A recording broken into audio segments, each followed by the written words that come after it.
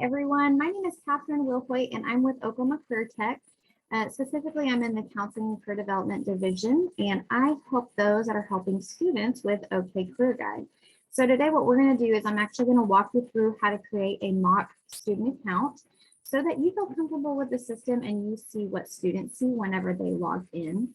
And so the first thing I want to point out is you all should have these step-by-step instructions, and this will walk you through how to create a mock student account. But I'm also going to show you how to do it here. So I'm going to do a little tutorial so that you all feel comfortable. So the first place you're going to go is okcareerguide.com or .org. It'll take you to the same page. It'll look just like this. And we are actually going to create an account. Now, if you already have a mock student account, don't worry, you can use that one. But for those of you who have never created a fake student account, a mock student account before, I want you to do that with me today. So what we're going to do is click create an account, and it is going to say I am with a drop down. Now, a lot of my high school educators and my adult educators want to go straight down here because that is what you all are. You're an administrator or an educator. However, for today, again, we're going to make a student account. So you're going to act as if you're a student, and specifically you all work with high school students. So you will select I am a middle or high school student and click next steps. And when it loads, you will see that there are 4 total steps that you all will need to follow. Here we are. So step 1 of 4, as you can see right here. So select whatever the grade level is that you work closest with. It is easy once you get into the system to toggle between grades. I'm going to select 12th grade, and I'm going to say 2023 is my high school graduation year.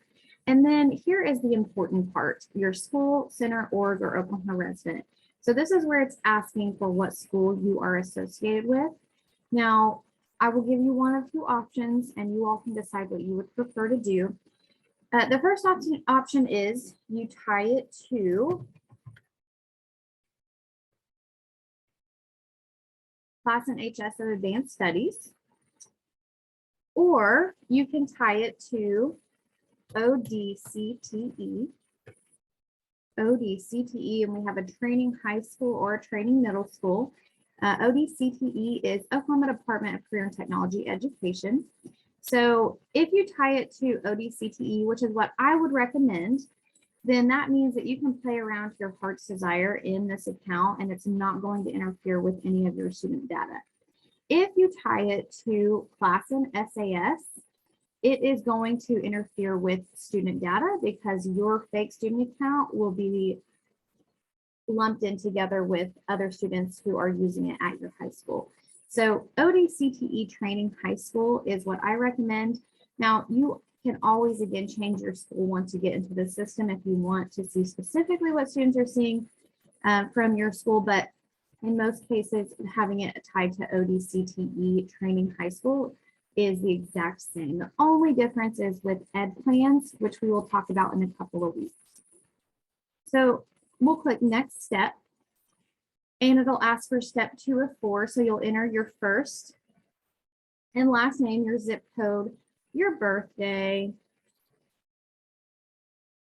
and female or gender, male, female, identify, do not prefer. Here, it'll ask for a contact. So students or you can either select email or text message. It does not matter. Go ahead and keep this selected. We really don't send you messages ever, but this is important just in case there is a message sent from anyone. So next step, after you have completed first, last name, zip code, birthday, gender. Now let me back up just a little bit as I'm thinking. So the contact here, the reason it's asking for contact is in case you ever forget your username or password. So it doesn't matter which you select. Either one, it'll get you to where you need to. Something that some students do, I do recommend. Now I think you all use Clever, so it's a little different. But text message tends to be the best option, or a personal email, not a school email. That way, if students in the future ever need to get into their account after they've graduated, they can still reset passwords or usernames through their personal email or through a text message. So here it's going to ask that you create a username. And so students can select create a username or use my email address. It doesn't matter which. If you have students create a username or if you are creating a username, I really highly recommend just a very basic username.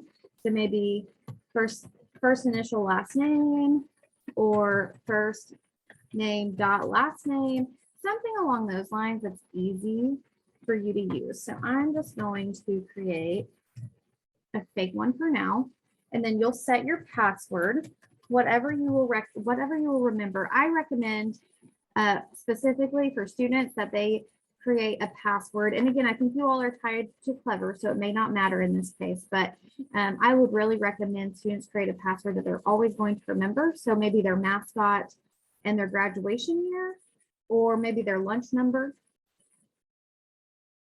And then they will confirm password. And then it is going to ask them a security question. Now, a lot of students don't remember their security answer. And so this is in case they ever need to reset their password. So what is the city? What is your city of birth, your father's middle name, or your mother's maiden name? And then they'll answer their security answer. It is going to ask for, if it's all lowercase, that's fine, or all uppercase, but it is going to ask that they're very specific in how they answer that question. The next step, are you Hispanic or Latino? What is your race? And so they can go through and answer that if they want. If they don't want to, they can say, I prefer not to answer. And then they can sign me up. And so once they click sign me up, it's going to take them straight to their student account. So I'm not going to sign up for my fake account that I just made. I already have one. So once you click that, it will take you straight to the student view once the student's logged in. Now, again, I'm back on the main home page, and under login, your students, if they use Clever, will go to login with Clever. However, for you to get into your fake student account, you will go to OKCG login right here. And then you'll always have this login right here. And as you can see, if you ever forget your username, it'll ask you to send the username by email or by the text message that we talked about. If you ever forget your password, this is where it's going to ask your security question and answer. So we're going to log in. I'm going to show you my student account. And I'm going to walk you through the things that I really would like you to play around in. I'll give it just a moment to load. So if you've never been in this system before, I'm going to walk you through just briefly what this looks like. So over here on the left-hand column, these are the most important components that students can click through. Right here in the center is all three of our assessments that we offer. And then over here are steps that students can follow. Now, I've had schools ask, are these my next steps related to ICAP requirements? Some of them are, but for most part, this is a holistic career development view that students can take. As you can see, pathways, career pathways, samples of study, invite your parents or guardians. So some of this is not required by ICAP, but it's just more of a holistic career development for your students. More than welcome to follow these next steps. But students will specifically stay over here. So take an assessment is where students can go to take any of the three assessments that we offer. We have career interest assessment, which essentially just asks them questions based on what they would be most interested in their career. Skills confidence assessment, and so what they feel like they're strong in. And then work values. There are 12 total work values in this system, and it'll rank them 1 through 12 for the student based on how they answer the questions. Now, in totality, all three of these for the average student take no more than 20 to 25 minutes. So feel free to please take those. You can click take an assessment or click into any of the boxes to retake or take them for the first time. You can also dig into exploring occupations by assessment results. I really do enjoy that specific area. I think it's really nice because it'll show you jobs that are related to how you answered your assessments. And so if I click into educational guidance, career counselors, and advisors, I can see a little overview, a short video, and then I can click through any of these tabs up here to see what the tasks and conditions are for that job, how it relates to my skills, interests, and work values assessments, education experience I need for that career, salary, related occupations, and so forth. Now, you'll also see there's a little sun right up here, and with the key, this will walk you through what that job may mean with the little symbol. So for a sun, it's a bright outlook, high demand job. If it has a little woman, that means that it is a non-traditional gender opportunity job. If it has a little man, same for that. So you may see women next to a woman symbol next to a welder or a petroleum engineer, and you may see a little man next to a special education teacher. And then you will see a green economy with a little leaf. Students will also be focusing on goals here. So this is goal setting, academic and career. They will do an ed plan each year. Again, I mentioned earlier in this video, ed plans is where you may want to change your high school to Classen SAS so that you can see the specific education plans that you all have that your students use. And then we also have ICAP Oklahoma here, which is where students can track what they've been doing for ICAP purposes. And so it shows little green cards here. And so we'll go through this together, but some of these automatically check. The system knows when the student has completed certain items. And some of these, the student has to go in and manually check. So you can see a student would have to manually check any of these work-based learning opportunities that they've done.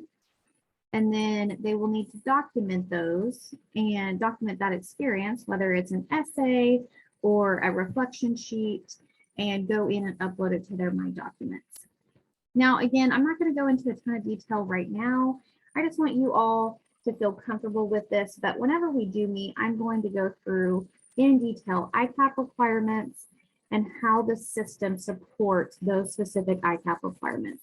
And I met your counselors and we have talked through what they would like all of you to know. I will also give you some support materials like activities you can do with students, SMART goal worksheets you can do with students, and so forth. So we'll be going over all of that, but please just jump into the system, familiarize yourself with it, and then whenever we meet, we will go into lots of detail about the system and how it works. So I'm looking forward to meeting all of you. I hope you have a wonderful day.